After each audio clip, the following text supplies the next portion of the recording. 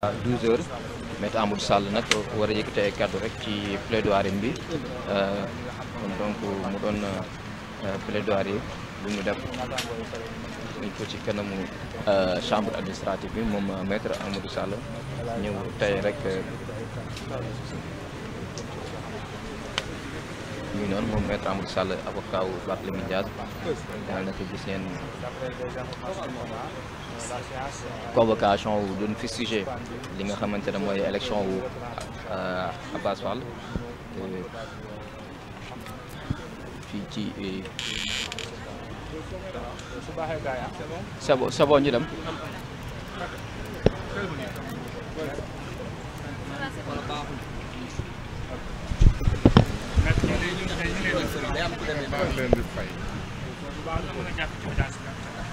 waaw xam nga audience su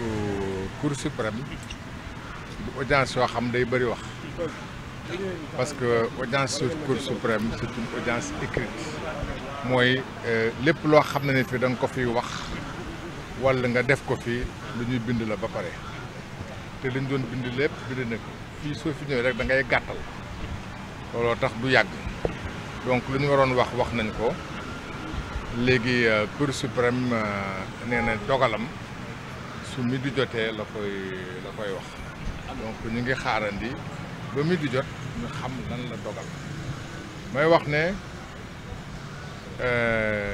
man de xaw ma lañ lay dogal waaye am naa sañ-sañ wax ne xel dina tey non pas que wóoluwuma leen wóolu naa leen parce que muy Cour suprême àdduna bi bés bu ñu toogatee ba wóoluwuñu Cour suprême àdduna day tukki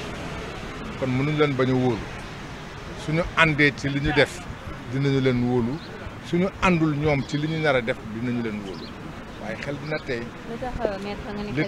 li tax xel dina tey mooy bés bi Cour suprême waxee ne tey la ñuy war a dogal ci affaire yu mairie bi dañu ko wax rek préfet ci dogalu gouvernement convoqué conseil municipal ba ñu convoqué conseil municipal ñun ñu ñëw li ñu yoon may ñu def ko ñëw gis premier président Cour suprême ne ko réunion boobu nañ ko dakkal bés bi Cour suprême di daje bés boobu le conseil municipal di daje ñu nekk fii di werante lan moo war a am te su bés boobaa su Cour suprême woon bindoon ne na fi réunion bi yem fa lay réunion bi yem kon Cour suprême moo doon kilifa gi doo jël kàddu gi nga jébbal ko kilifa gi waxagul nga dogal te kilifa bi li nga dogal mën na ko dakkal teewul ñu def ko ba pare ngeen gis la ci am lépp ñu fal maire bu ñuy fal maire Cour suprême waxagul donte ne Cour suprême yàq ko waaye waxagul respect ak orma mooy soo jëlee ngay laaj sa kilifa di wax nga xaar ba sa kilifa wax ba pare mel na ni soo waxee te xaaroo sa kilifa wa ilaa faale woo sa kilifa wa ilaa wóor na la ne sa kilifa du def leneen du li nga bëgg moo tax déedéet xanaa danga dul déglu man est-ce que man ñi am naa sañ-sañ est-ce que man avocat est-ce que man mën naa wax Cour suprême complice bul ma wax loolu li ma waxuma loolu dañuy wax loolu dañu lu ñu wax nee naa leen su ma àndee ci li ñu def wóolu naa leen su ma àndul ci li ñu def wóolu naa leen am naa sañ-sañ ànd ci li ñu def am naa sañ-sañ nag amit ñu pare ma ne ànduma ci li ñu def waaye ce n'est pas parce que ànduma ci li ñu def ko wóoluwuma leen dañu ne ñu loolu nañ ci déggoo ba pare balaa ñuy demaat waxaat leneen donc wóolu naa leen mën naa ci ànd wala mënuma waaye nag sama xel dafa tey ndax ni nga xam ne moom la administration doxalee ak ni nga xam moom la gouvernement bi doxalee looloo teyal sama xel ndax loolu dafa mel ni li ñuy wax passage en force or am na nu muy demee passage en force soo ko defee ba pare dina jafe nga dellu ci ginnaaw. Ce que je voulais dire, nous sommes devant la Cour suprême. Et devant la Cour suprême, la procédure est écrite. Elle n'est pas orale. Et les intervenants sont autorisés à faire des observations orales pour résumer ce qu'ils ont écrit. Donc la présence des avocats et leur prise de parole n'est pas nécessaire. On s'en rapporte à ce qui a été écrit. C'est pourquoi les audiences de la Cour suprême ne sont pas des audiences de long débat, c'est des audiences très courtes. Et la Cour suprême a décidé de délibérer à midi. En ce qui me concerne, l'essentiel a été dit et écrit, et que la décision relève de la Cour suprême, même si fondamentalement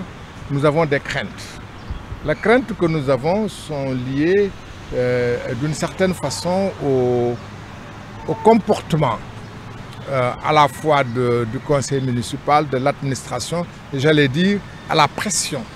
que l'État a exercée, que l'administration, le gouvernement ont exercé sur le conseil municipal. Pendant que la Cour suprême était saisie d'une procédure d'urgence, le conseil municipal s'était réuni, et pendant que la Cour suprême, disons, le conseil désigné délibérait, au même moment, le conseil municipal a élu un maire. Étant entendu que le conseiller désigné en procédure d'urgence avait la possibilité d'annuler et d'interdire cette réunion, la décence et le respect auraient voulu d'attendre la décision du conseil rapporteur. J'ajoute que c'est après la publication par le greffe de la Cour suprême de la date d'aujourd'hui pour la tenue de l'audience que le conseil municipal a été convoqué. On avait la désagréable sensation qu'il y avait une course de vitesse contre la Cour suprême. Et c'est là qui fait qu'en définitive, nous avons des craintes. En tout cas, tout en ayant confiance à la Cour suprême, ce passage en force de l'État me semble aller mal avec une décision de la Cour suprême qui nous serait favorable. Merci. Merci beaucoup. Maître El Hadj Amadou Sall rek doon joxe rendez-vous mu amoon nag mu am ay quelques préoccupations ay quelques craintes par rapport ak li nga xamante ne moo di lu muy gis si dossier bi jàpp ne rek bis bi nga xamante ne boobu la conseil municipal doon élire un maire au même moment boobu la Cour suprême doon traité li nga xamante ne mooy l'affaire moom mu ngi doon jàpp ne rek c'est ci ay kàddoom ci plaidoirie c'est un manque de respect envers la Cour suprême moom maître Amadou Sall noonu la ko jàppee aussi crainte am yu mu am par rapport ak li nga xamante ne mooy l'affaire mooy précipitation empressement wu gouvernement bi bañ a xaarandi rek li nga xamante ne moo di la Cour suprême ñu mën a délibérer kon donc on se donne rendez-vous dans un instant